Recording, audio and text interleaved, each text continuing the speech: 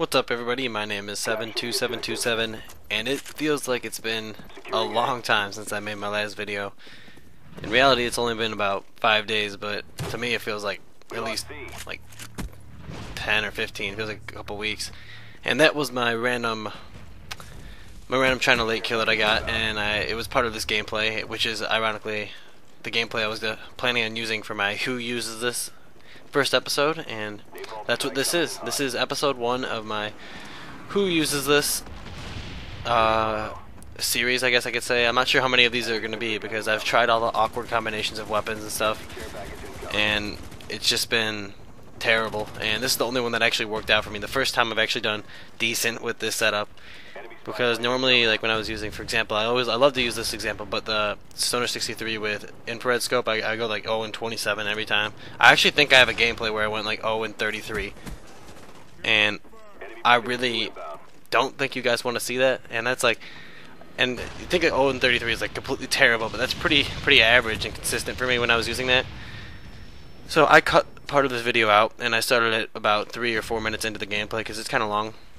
Yeah, and it also didn't even finish completely. For some reason in theater mode, wasn't able to record it all the way to the end, so it only goes up to about, I think it's actually like 170 to 150, something like that, which is, it's still a good amount, and you get to see a lot of it.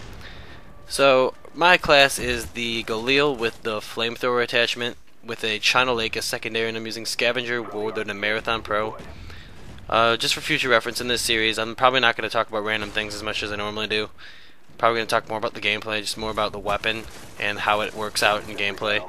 Like, as you see, there's a few like pluses to the flamethrower and a few minuses. I'd say there's a lot more minuses actually than there are pluses, because I don't see who would ever possibly use the flamethrower regularly and be like, wow, this is actually gonna make me kill somebody.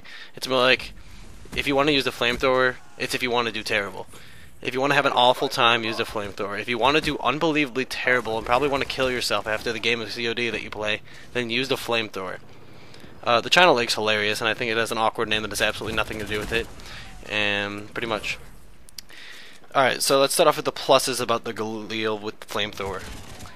Alright, the flamethrower is an exciting weapon to use overall, and there's a lot of, it's a lot of fun to use. You have to be within like a foot of the person, and you're not even guaranteed to kill the person, even if you are within a foot of the person. You know, pluses. Focus on the pluses, not the minuses. The pluses. All right, the pluses. All right, if you see somebody like that, you're gonna kill someone really fast with it, and the person's gonna drop in like a second, without you having to do much. But I'm trying to think of other pluses, but it's just not coming to me. There's just nothing. The flamethrower is a terrible weapon. No, pluses. Goddamn, 727272727. Think about the pluses of the flamethrower. Why is it, no wonder this class is called the Who Uses This, because nobody uses this. And I don't know why. I whipped out the Galil on accident. Obviously, I whip out my flamethrower, and I'm like, I'm back to business. I'm gonna do this good. Yep. So the pluses. I don't know how many times I said plus. At least 400. But the thing that's the biggest plus about this is the fact that it is a lot of fun to use, and it's really good in close range maps. For example, Havana, Berlin Wall is another good one because there's a lot of buildings you could like go into and just chill. What other small map? Nuketown is hilarious on, even though you're just gonna blow up every 2 seconds anyway. But that guy's confused, and I'm confused too, and it's just a confusion fest, and we both just did awful. Like, he looked at me, he's like, holy shit, a person, and he like jerked it like 8 times back and forth, and then then I'm jerking it all over the place at the same time. Yeah. This is a great, I got naded. I was about to say, that's a great spot to stand and throw nades, and I blew up exactly when I was about to say that. But, alright, what else is good about the flamethrower? How many times, I think the only thing I said it was fun to use, and I was about to say that it was fun to use again. It's good in close range, yeah, and that's what I said. Like those maps I listed. It's so fun to use on those maps. I wouldn't use it on like Array, because in Array you just see a guy running around with shooting flames in the air, and I just get snipped in the face every 2 seconds.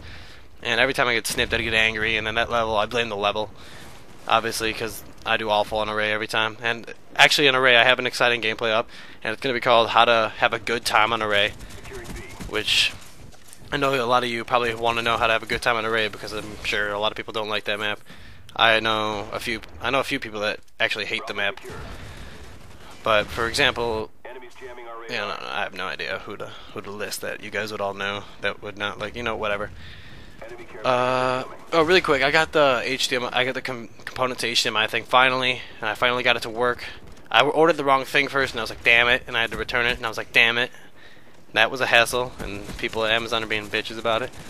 But I finally got it to work, got it to get going, and although the colors are a little fucked up and don't make that much sense, I think it's gonna end up working out good. It's not terrible. It's very playable, and it's not going to be a huge hassle for me, and I'm going to be able to finally play games that don't require don't have theater mode, like Homefront and all those. I could finally play the game like that. So, looking forward to that. I'm not sure exactly which game I'm going to get yet. I'm just going to be standing in GameStop or Best Buy, just looking at the game section probably for like 3 hours, and then I'll be like, you know what? These games both suck, and then just leave the store and be like, damn it.